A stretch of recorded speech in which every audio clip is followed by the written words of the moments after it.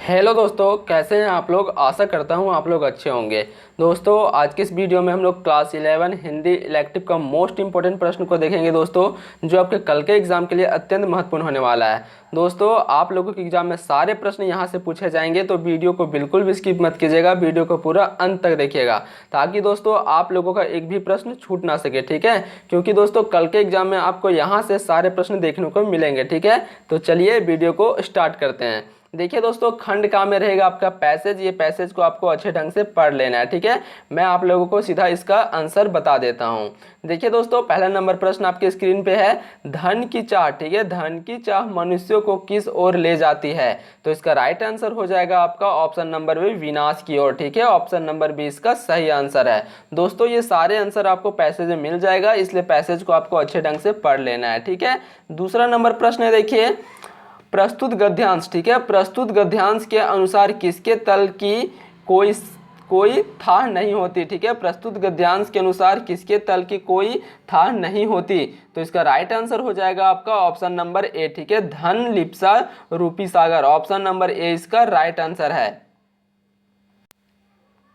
अगला प्रश्न देखिए दोस्तों, तीसरा नंबर प्रश्न है, कैसे व्यक्ति। ठीक है, कैसे व्यक्ति समाज में नीच से नीच काम सम्मान की चिंता किए बिना ही कर देते हैं। तो इसका सही आंसर हो जाएगा आपका ऑप्शन नंबर सी। ठीक है, धन की उत्कट कामना से ग्रसित व्यक्ति, ऑप्शन नंबर सी इसका सही आंसर है। अगला प्रश्न देखिए, चौथा नंबर प्रश्न, धन लोलुपों को। ठीक है, धन लोलुपों को समाज कैसी दृष्टि से देखता है। हे दृष्टि से, समान की दृष्टि से, लिप्सा की दृष्टि से, चिंता की दृष्टि से।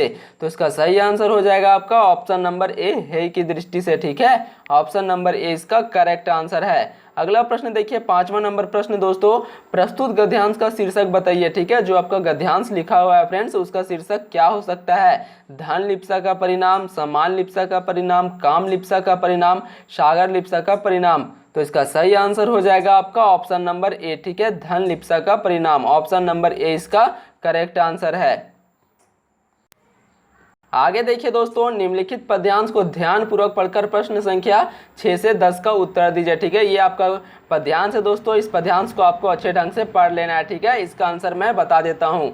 देखिए दोस्तों, आपका छठा नंबर प्रश्न है, देश। ठीक है, देश किसके बीहड़ वन में भटक गया है। तो इसका राइट आंसर हो जाएगा आपका ऑप्शन नंबर बी, राजनीतिक दल, ऑप्शन नंबर बी इसका करेक्ट आंसर है। अगला प्रश्न देखिए, सातवां नंबर प्रश्न, मन। ठीक है, मन में हमेशा संशय क्यों उत्पन्न होता है।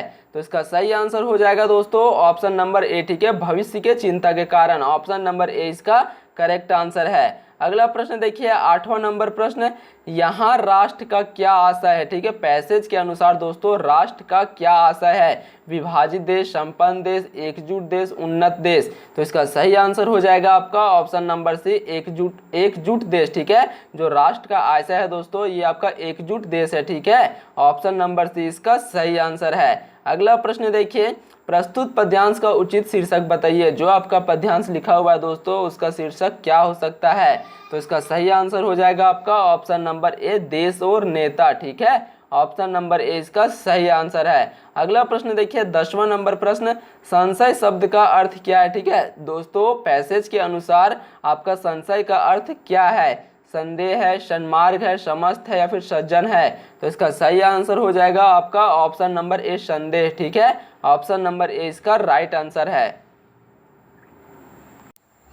11वां नंबर प्रश्न देखिए दोस्तों, विज्ञान वरदान। ठीक है, विज्ञान वरदान अथवा अभिशाप विषय पर निबंध लिखने के लिए आप किस शैली का प्रयोग करेंगे। तो इसका राइट आंसर हो जाएगा आपका विचारात्मक शैली। ठीक है, ऑप्शन नंबर बी इसका करेक्ट आंसर है। अगला प्रश्न देखिए, निबंध लेखन के माध्यम से निबंध लेखक के किस गुण को परखा जा सकता है। तो इसका सही आंसर हो जाएगा आपका ज्ञान और अनुभव को। ठीक है, ऑप्शन नंबर ए इसका करेक्ट आंसर है। अगला प्रश्न देखिए, निम्नलिखित में से क्या कार्यालय पत्र की एक विशेषता हो सकती है। तो संक्षिप्तता। ठीक है, छोटा, ऑप्शन नंबर बी इसका राइट आंसर है। अगला प्रश्न देखिए, रिपोर्ट, ठीक है, रिपोर्ट में दी गई जानकारी का स्वरूप कैसा होना चाहिए? कथ्यात्मक होना चाहिए, काल्पनिक होना चाहिए, तथ्यात्मक होना चाहिए या फिर मिथक होना चाहिए? तो इसका सही आंसर हो जाएगा दोस्तों तथ्यात्मक होना चाहिए, ठीक है। ऑप्शन नंबर सी इसका सही आंसर है। अगला प्रश्न देखिए 15वां नंबर प्रश्न, किसी बैठक के लिए प्रस्तावित कार्यों की क्रमबद्ध सूची क्या कहलाती है? तो ये आपका दोस्तों कार्य सूची कहलाती है, ठीक है। ऑप्शन नंबर 1 इसका सही आंसर है। अगला प्रश्न देखिए 16वां नंबर प्रश्न, प्रत्यक्ष संवाद के बजाय किसी तकनीकी या यांत्रिक माध्यम के द्वारा समाज का एक विशाल, ठीक है, समाज का एक विशाल मार्ग से संवाद कायम करना कहलाता है? तो ये आपका दोस्तों जनसंचार कहलाता है। ऑप्शन नंबर 20 का सही आंसर है। अगला प्रश्न देखिए 17वां नंबर प्रश्न, समाचार सामग्री की अशुद्धियों को दूर करके पाठनीय एवं प्रकाशन योग्य बनाना कहलाता है? तो ये आपका दोस्तों संपादन कहलाता है। ऑप्शन नंबर 20 का सही आंसर है। अगला प्रश्न देखिए 18वां नंबर प्रश्न, सूचनाओं का संकलन एवं संपादन कर पाठकों तक पहुंचाना क्या कहलाता है? तो ये आपका पत्रकारिता कहलाता है, ठीक है। ऑप्शन नंबर 20 का सही आंसर है। अगला प्रश्न देखिए 19वां नंबर प्रश्न, जनसंचार का सबसे नवीन और लोकप्रिय माध्यम क्या है? ठीक है, जनसंचार का सबसे नया और लोकप्रिय माध्यम क्या है? तो इसका सही आंसर हो जाएगा दोस्तों इंटरनेट, ठीक है। इंटरनेट जो है दोस्तों ये आपका सबसे नवीन और लोकप्रिय माध्यम है, ठीक है। ऑप्शन सी इसका राइट आंसर है। अगला प्रश्न देखिए 20वां नंबर प्रश्न, समाचार किस शैली में लिखी जाती है? ये दोस्तों आपका मोस्ट इंपोर्टेंट सवाल है। ये सवाल आपका कल निश्चित ही पूछा जाएगा। तो इसका सही आंसर हो जाएगा आपका उल्टा पिरामिड शैली, ठीक है। ऑप्शन नंबर ए इसका करेक्ट आंसर है।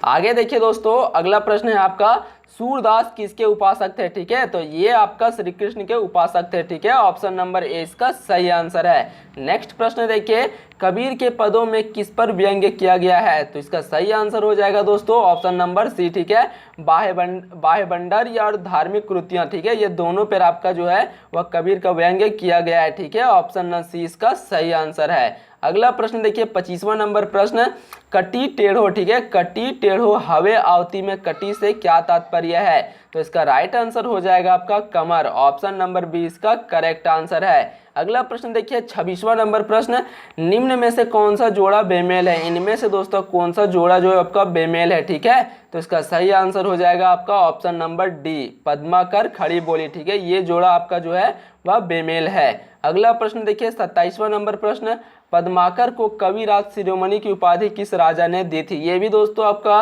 मोस्ट इंपोर्टेंट सवाल है। ये सवाल आपका कल के एग्जाम में 100% पूछा जाएगा। तो इसका सही आंसर हो जाएगा आपका जयपुर नरेश, ठीक है। ऑप्शन सी इसका राइट आंसर है। अगला प्रश्न देखिए निम्नलिखित गद्यांश, ठीक है, निम्नलिखित गद्यांश को ध्यानपूर्वक पढ़कर प्रश्न संख्या 28 से 31 के लिए सही विकल्प का चयन कीजिए।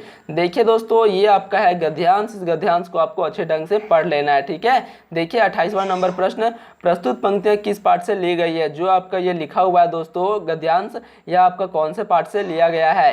तो इसका सही आंसर हो जाएगा दोपहर का भोजन, ठीक है, दोपहर का भोजन के पाठ से यह आपका जो गद्यांश है यह आपका लिया गया है, ठीक है। अगला प्रश्न देखिए 29वां नंबर प्रश्न, उपरोक्त पद्यांश में वक्ता कौन है? ठीक है, वक्ता कौन है, बोलता कौन है? तो इसका सही आंसर हो जाएगा आपका सिद्धेश्वरी। ऑप्शन नंबर ए इसका सही आंसर है। अगला प्रश्न देखिए 30वां नंबर प्रश्न, दिमाग, ठीक है, दिमाग उसका बड़ा तेज है, यह कथन किसके बारे में है? तो इसका सही आंसर हो जाएगा दोस्तों ऑप्शन नंबर डी, मोहन के बारे में, ठीक है। ऑप्शन नंबर डी इसका सही आंसर है। अगला प्रश्न देखिए 31वां नंबर प्रश्न, उपरोक्त पंक्तियां के रचयिता कौन है? जो आपका गद्यांश लिखा हुआ है दोस्तों उसका लेखक कौन है? तो इसका सही आंसर हो जाएगा आपका अमरकांत, ठीक है। ऑप्शन सी इसका राइट आंसर है। दोस्तों आपके बुक में जितने पाठ और लेखक का नाम है वह सभी को आपको अच्छे ढंग से याद कर लेना है, क्योंकि वहां से आपका 2 से 3 प्रश्न एग्जाम में निश्चित ही पूछा जाएगा, ठीक है, इसलिए आपको अच्छे तरीके से याद कर लेना है।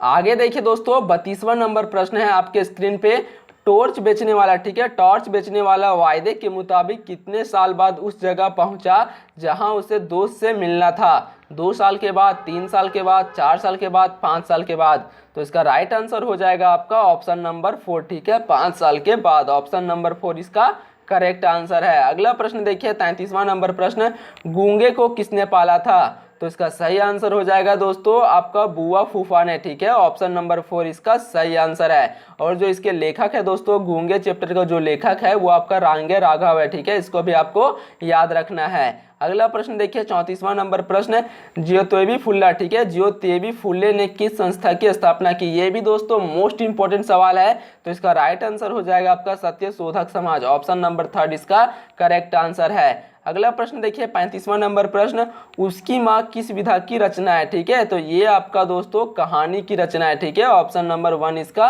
करेक्ट आंसर है। अगला प्रश्न देखिए 36वां नंबर प्रश्न, भारतेंदु हरिश्चंद्र के अनुसार उन्नति के लिए क्या अनिवार्य है? जनसंख्या नियंत्रण, परदेशी भाषा, मंत्र मंतार, इनमें सभी।